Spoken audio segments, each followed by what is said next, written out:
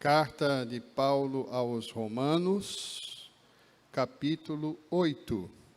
Vamos ler a partir do versículo 31 ao 39. Você pode acompanhar. A letra está miudinha.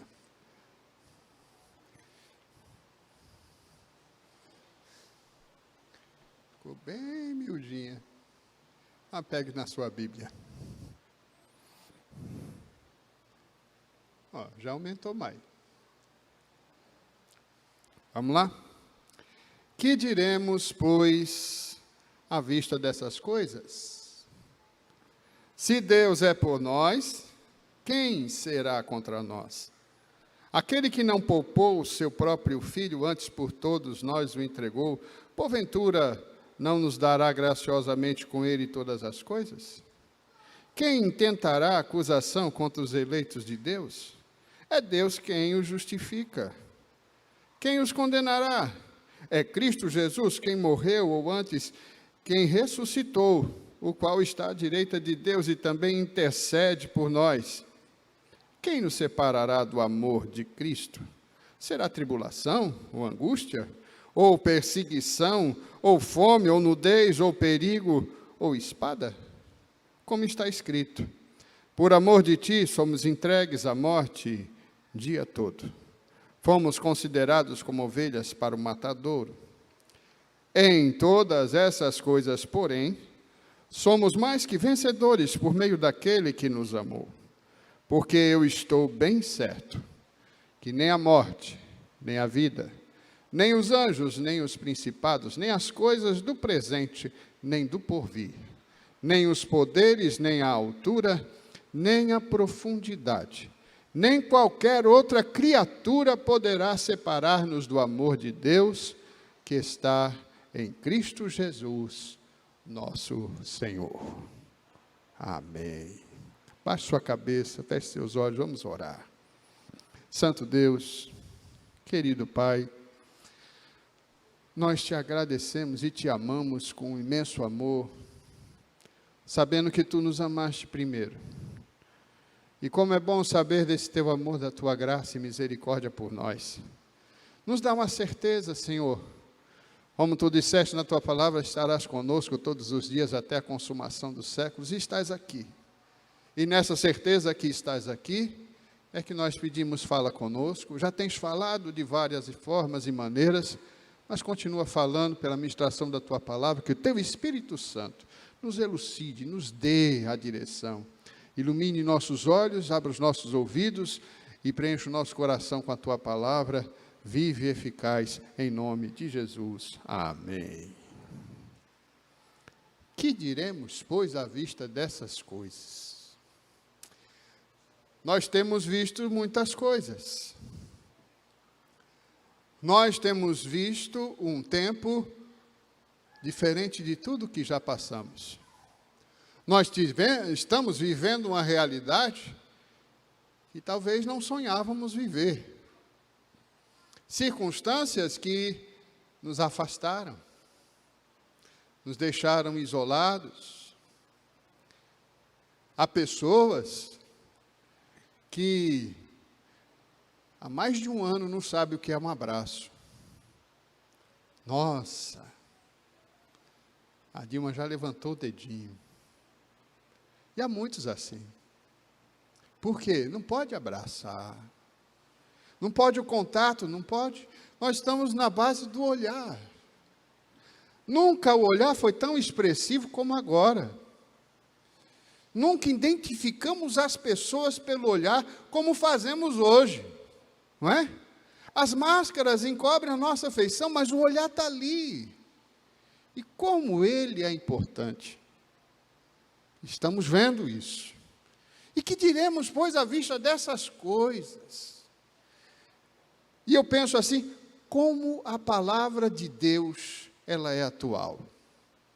Como ela é atemporal. Porque o nosso Deus, ele é atemporal, ele transcende essas coisas. Ele transcende o tempo, ele transcende a ordem humana. Ele é transcendente nisso tudo. Por isso que a sua palavra transcende a lógica humana e chega a nós muito mais atual que o jornal de hoje. E aí a gente vê essa declaração do apóstolo Paulo. Que diremos, pois, à vista dessas coisas? De que coisas ele está falando? De que coisas ele tem aqui dito? Bem, esse texto não se pode falar isoladamente sem ver o contexto todo do capítulo 8 de Romanos. O capítulo 8 de Romanos, Paulo faz aí a sua dissertação, ele afirma, ele fala sobre a salvação, sobre a nossa salvação. É por isso que ele começa já dizendo, nenhuma condenação há para aqueles que estão em Cristo Jesus. E daí ele vai discorrendo sobre essa afirmação, até chegar a esse ponto que nós estamos dizendo, que é justamente a conclusão. É quando ele chega e diz que diremos, pois, à vista dessas coisas já ditas, dessas coisas já faladas, dessas coisas que aconteceram, para chegarmos a esse ponto, que é a grande salvação em Cristo Jesus. Que diremos, pois, à vista dessas coisas? Olha, quando ele fala isso, já no verso 18 do capítulo 8 de Romanos, que espero que você deixe a Bíblia aberta nesse capítulo, ele já fala assim, porque para mim tenho por certo que os sofrimentos do tempo presente não podem ser comparados com a glória a ser revelada a nós. Olha que coisa! E ele ainda diz assim, a ardente expectativa da criação aguarda a revelação dos filhos de Deus, pois a criação está sujeita à vaidade, não voluntariamente, mas por causa daquele que a sujeitou, na esperança da própria criação ser redimida do cativeiro da corrupção para a liberdade da glória dos filhos de Deus. Então ele está falando aqui num contexto geral, esses sofrimentos do tempo presente, fala de tudo que estamos vivendo hoje. Fala da expectativa desse mundo, desse povo, da natureza, de ver revelada os filhos de Deus. De ver revelada em nós essa tão maravilhosa salvação, para que haja esperança para aquele que está aí sem esperança.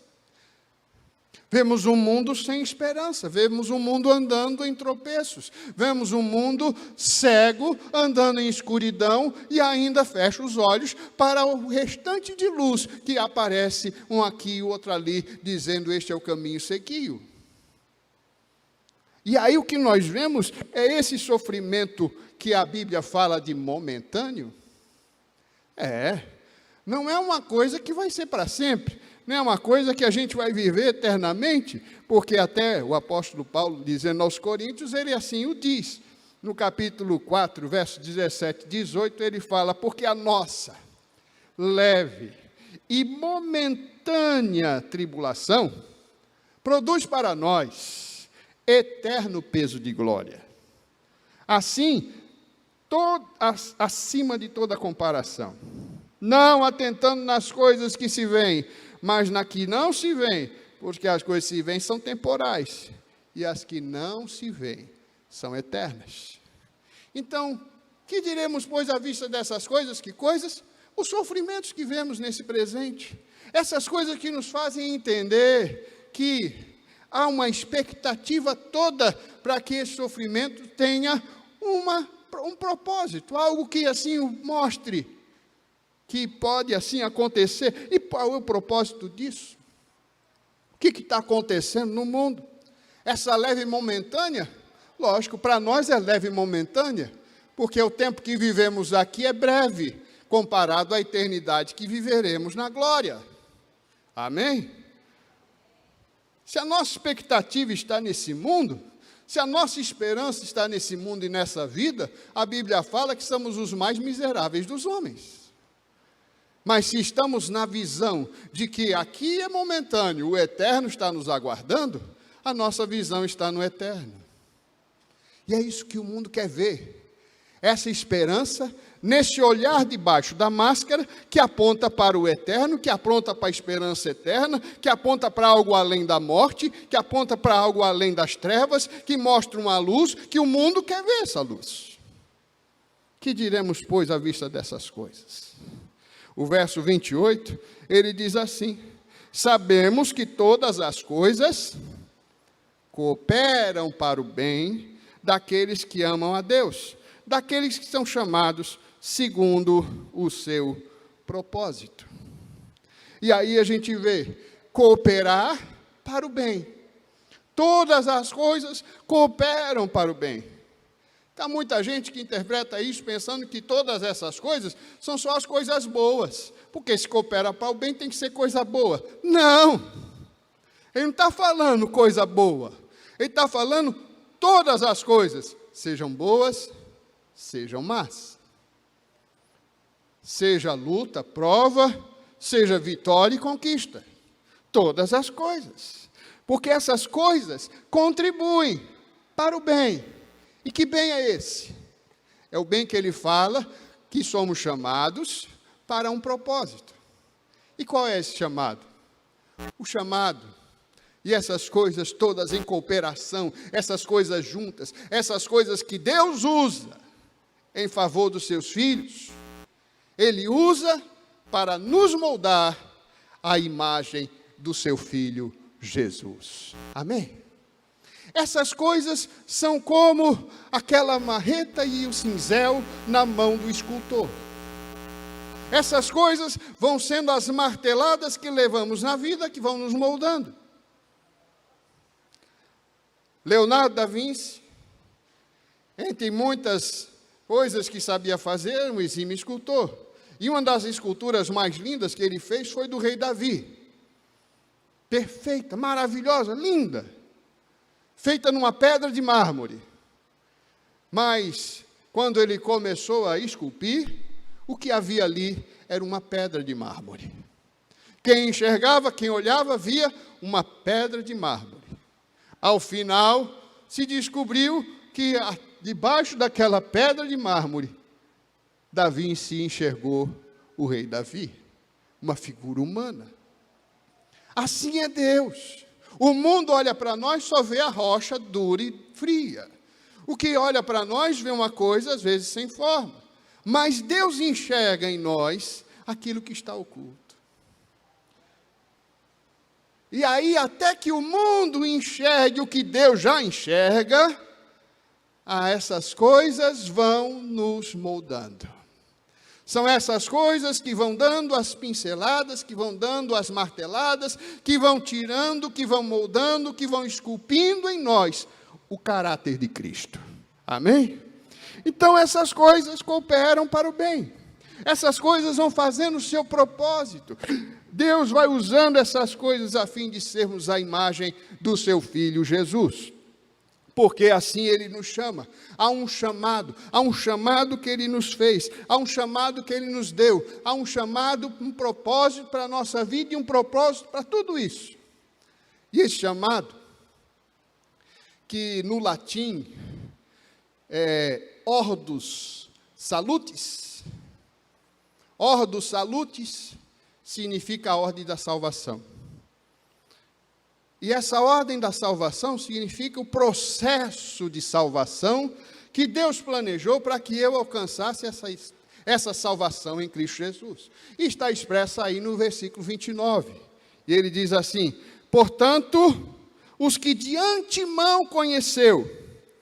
Você lembra que nós somos conhecidos por Deus antes da fundação do mundo, amém? Ele nos fez antes da fundação do mundo. Então, os que Ele conheceu, Ele também predestinou. E para serem conforme a imagem do seu Filho, a fim de que Ele seja o primogênito de muitos irmãos. Aos que predestinou, também chamou. Aos que chamou, justificou. Aos que justificou, a esses glorificou. E aí nós vemos, Ele que de antemão conheceu, essa palavra também significa escolheu, também elegeu, fomos eleitos por Cristo, escolhidos por Ele, antemão, antes da fundação do mundo. Essa escolha foi para o mundo inteiro, Ele nos escolheu. Ele nos escolheu para sermos a imagem do seu Filho Jesus. Ele nos escolheu e assim predestinou. Que predestinação é essa? Destinados a essa obra de salvação. Destinados àquilo que é determinado por Deus. Deus determinou que através do chamado, através de Cristo, eu alcance essa imensa salvação por meio da obra de Cristo. É determinado isso. E essa determinação vem com um chamado. E esse chamado é o Espírito Santo que faz. E Jesus falou que é o Espírito Santo que convence o homem do quê? Do pecado, do juízo e da justiça.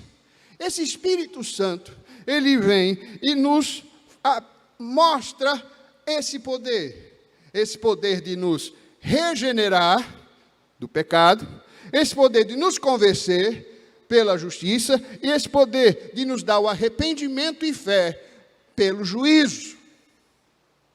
E nós temos essas três coisas. Nós começamos a entender que o meu caminho é ser regenerado, tenho que me arrepender dos pecados, para ser regenerado, para ser uma nova criatura, para ser novo. E essa justiça de Deus feita por meio do sangue de Jesus me possibilita isso. Ele me convence do pecado e me faz arrepender do meu pecado. E a partir disso eu confesso a Jesus como Senhor. E só se confessa a Jesus como Senhor pela fé. Eu não estou vendo Jesus, mas eu creio que Ele existe. Amém? E aí, essa obra da fé me faz entender a santificação. Eu preciso me santificar. E a santificação vem como? Primeiro, a fé me leva a entender a justiça de Deus. Somos justificados pela fé. Somos salvos pela fé. Através da graça. Não por obras para que ninguém se glorie. Obras não salvam. Obra nenhuma, por mais que eu faça, vai me fazer alcançar o céu. Porque ainda que eu viva a minha vida toda com obras boas, fazendo bem, na primeira obra que eu fizer errada, já estou condenado. Então, obras não salvam. E nem é para que ninguém se glorie, por isso é graça. Mas a graça de Deus é isso. Não é a minha obra, mas é a obra de Cristo que me salva. Não é o que eu faço, mas é o que Ele fez por mim. Amém?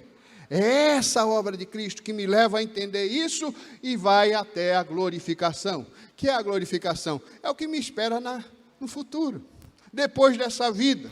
Porque aí eu descubro que crente já não morre, mas passa da vida para a vida eterna. Amém? Então você não morre, irmão, você vai ser promovido. Glória a Deus. É isso que acontece. E aí, diante dessas coisas, vem a grande pergunta. Se Deus é por nós, quem será contra nós?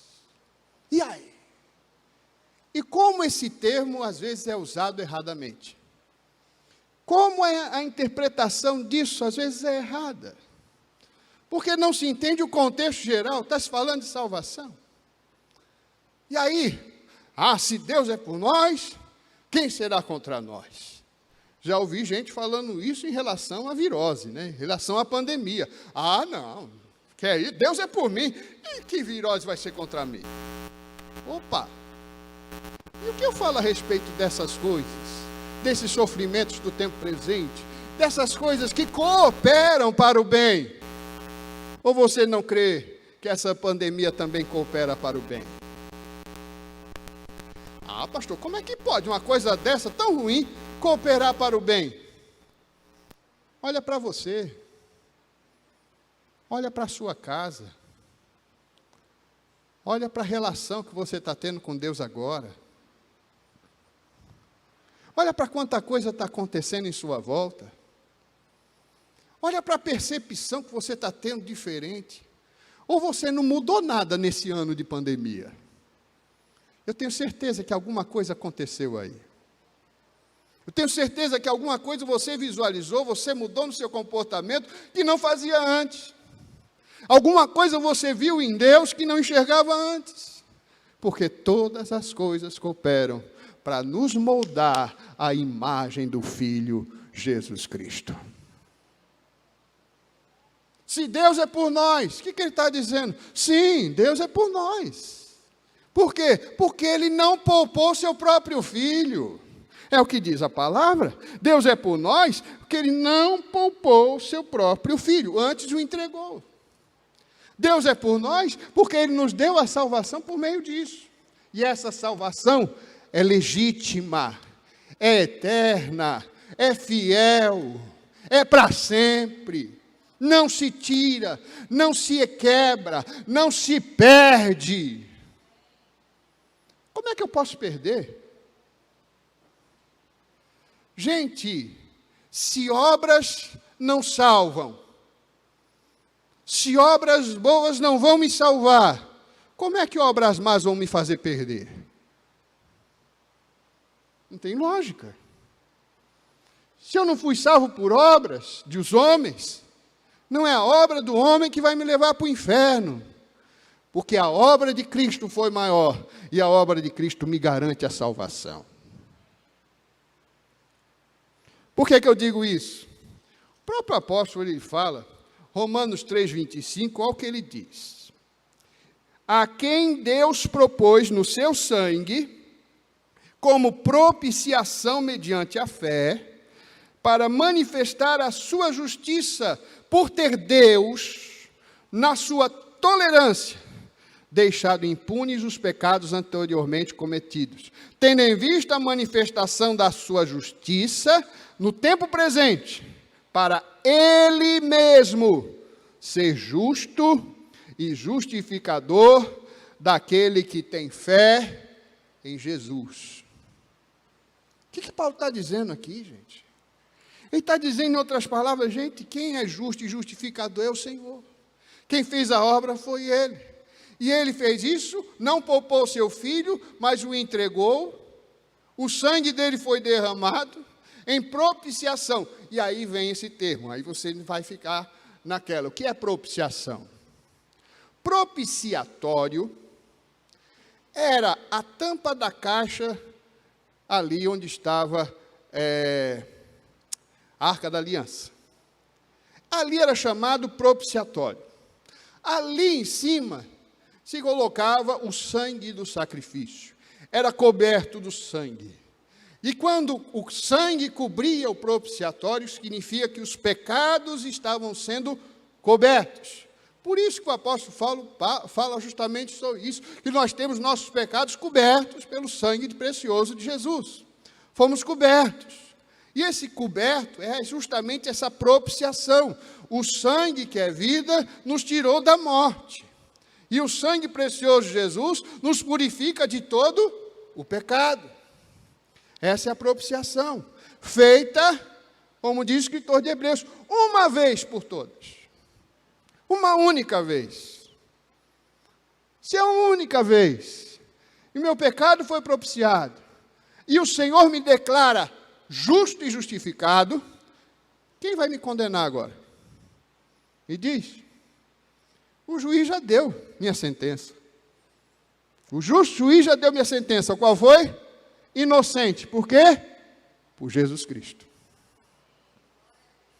O sangue que riscou de alto a baixo o escrito de dívida que havia contra mim, está lá em Colossenses. Eita. Esse é meu mal, me mexo demais. Mas, o que ele faz aqui? Ele nos traz essa certeza, essa firmeza, essa segurança. Por isso que aqui esse texto nos dá essa parte teológica importante na vida do crente, que chama-se a segurança da salvação. É legítima. Não sei se você conheceu, mas ou soube, havia um ciclista chamado Lance Armstrong. Ele ganhou a principal das competições, a corrida, a volta da França, simplesmente 7 vezes. Ele ganhou.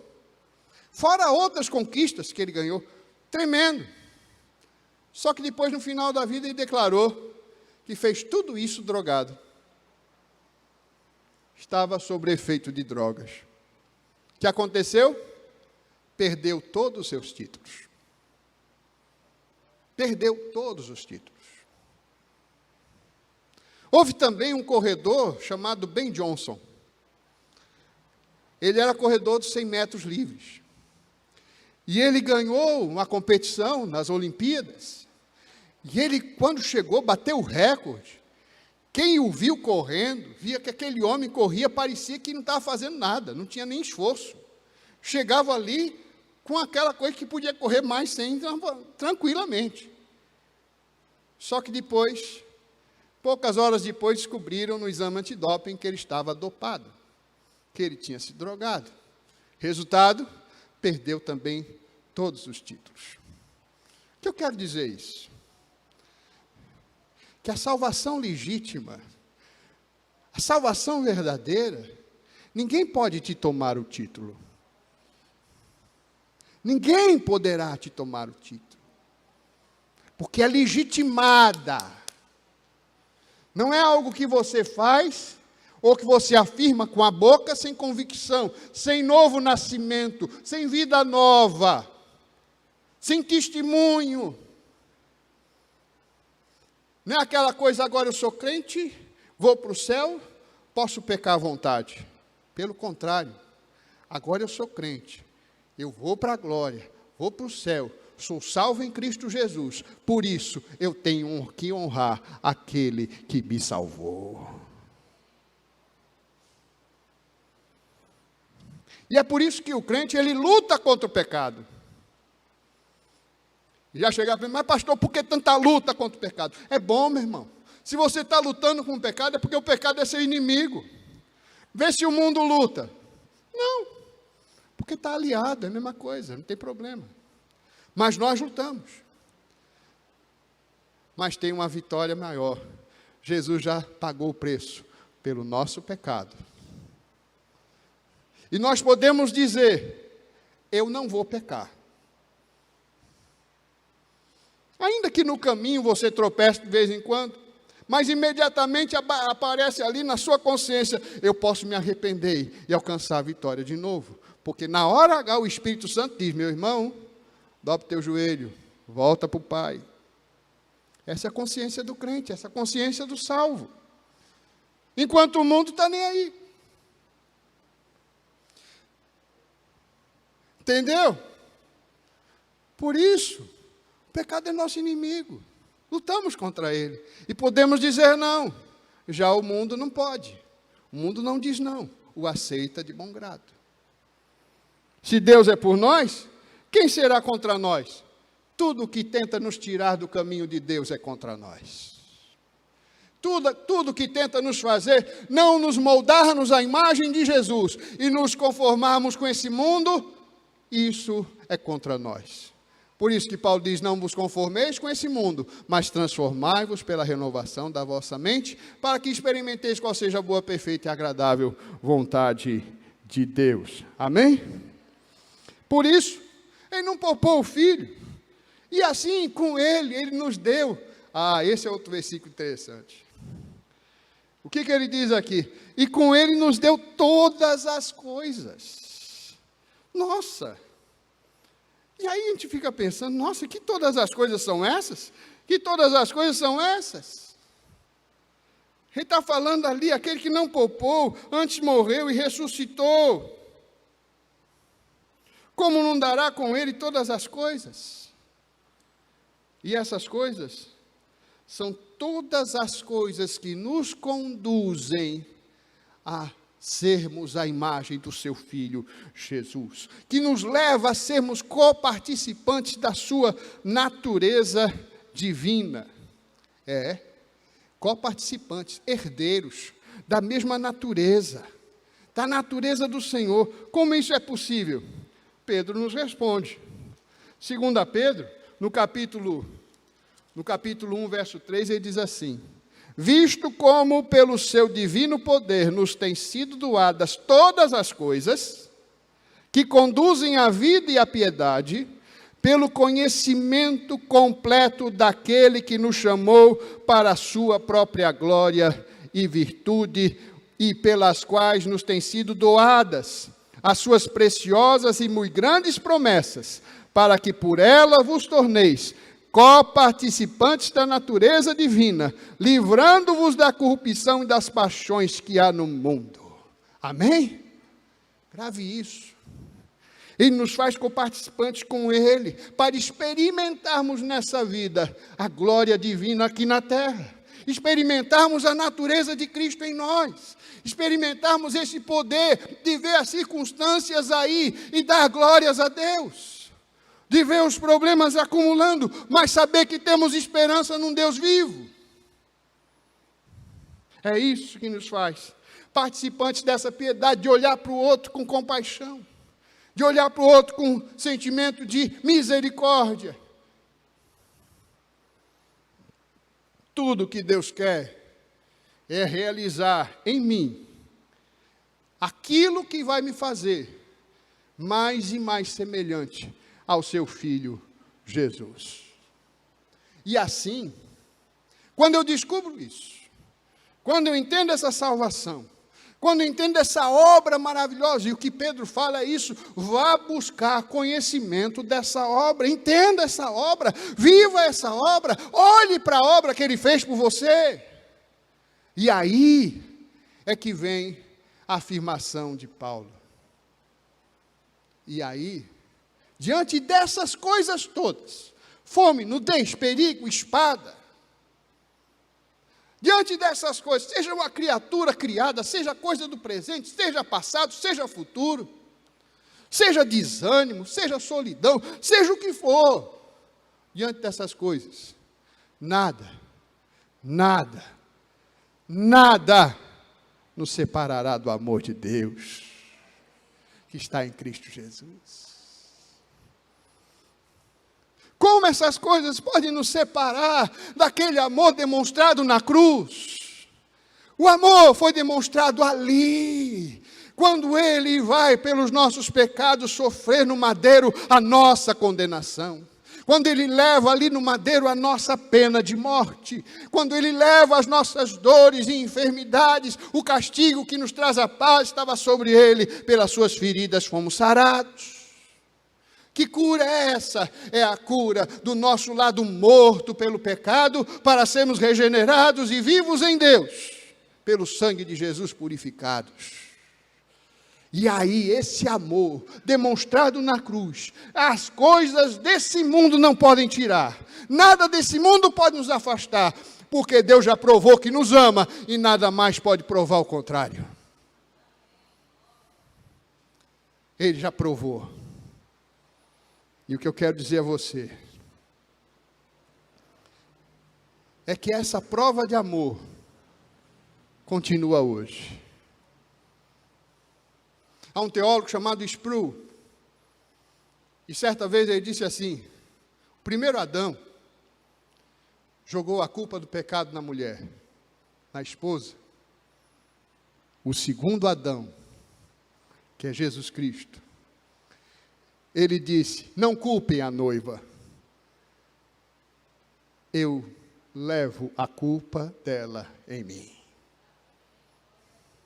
Ele levou a nossa culpa, Ele levou o nosso pecado, Ele levou as nossas dores, Ele levou tudo no madeiro, para pela sua ressurreição e glória dizer a cada um de nós: há esperança, há vida.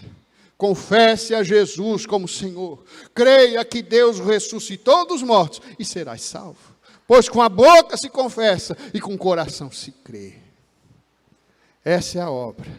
Por isso somos chamados como salvos para celebrarmos o Salvador. A igreja é o lugar da celebração, o Salvador. Não celebramos outra coisa aqui senão a Cristo. Não celebramos outra coisa aqui, senão o Senhor, Jesus Cristo, o Salvador, o Redentor, o Remidor, aquele que virá, aquele que voltará, que nos buscará, estaremos com Ele na eternidade e na glória, independente de qualquer circunstância. Louvado, engrandecido seja sempre o seu nome. Essa é a obra. Se Deus é por nós, quem será contra nós? Se Ele nos salvou, quem pode roubar essa salvação? Se Ele nos deu seu Filho, se Ele nos deu o sangue precioso, se Ele nos justificou, se Ele nos chama justos, quem pode nos condenar? Se é Ele que nos justifica. Por isso, creia, meu irmão, que uma vez que você confessou, alcançou essa bênção. Se não fez, o faça urgentemente, porque Jesus está às portas. Jesus está próximo de vir buscar a sua igreja. Já tem adiantado, buscado muitos de nós. Já tem levado uma boa parte da sua igreja. E estamos só no aguardo. Seja individualmente ou seja coletivamente, a trombeta vai soar.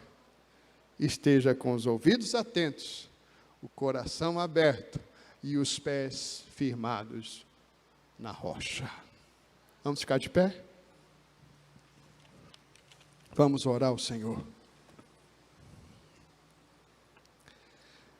Deus eterno, graças te damos. Te exaltamos, Senhor, por tão grande salvação, que veio, Senhor, por meio da obra e do sacrifício de Jesus, que nos dá a garantia, a certeza de fé, que é pela fé que nós temos essa certeza, não é por obras, mas pela fé, dom de Deus, por graça, alcançamos tamanha bênção.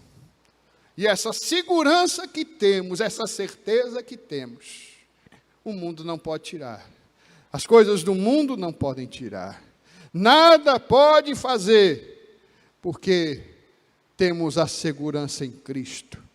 O nosso nome já está escrito no livro da vida. E, ó Pai, aqueles que ainda não têm esse registro no céu, aqueles que ainda, o coração ainda não ardeu na presença do Senhor, não tremeu pela palavra e não confessou com os lábios o senhorio de Cristo, que hoje possam fazê-lo, que hoje possam entender essa tão grande salvação, que hoje possam entender a necessidade de entregarem suas vidas ao único Salvador, ao único que pode assim, através do seu nome, nos garantir a vida eterna. Por isso, ó Senhor, nada mais nesse mundo pode fazer isso, mas Cristo pode. E é por meio do nosso arrependimento, da nossa certeza de que por nós mesmos não há salvação, mas no nome de Jesus, todo aquele que confessa e deixa os seus pecados, alcança a misericórdia. Vem, Senhor, tocar esses corações que nos ouvem agora. Vem, Senhor, nos dar essa segurança e certeza mais e mais em nossa vida. E caminhemos nessa certeza e segurança. Diante de todas essas coisas, somos mais que vencedores por meio daquele que nos amou. Glória, pois, a Ele eternamente. Amém. Deus abençoe, irmãos.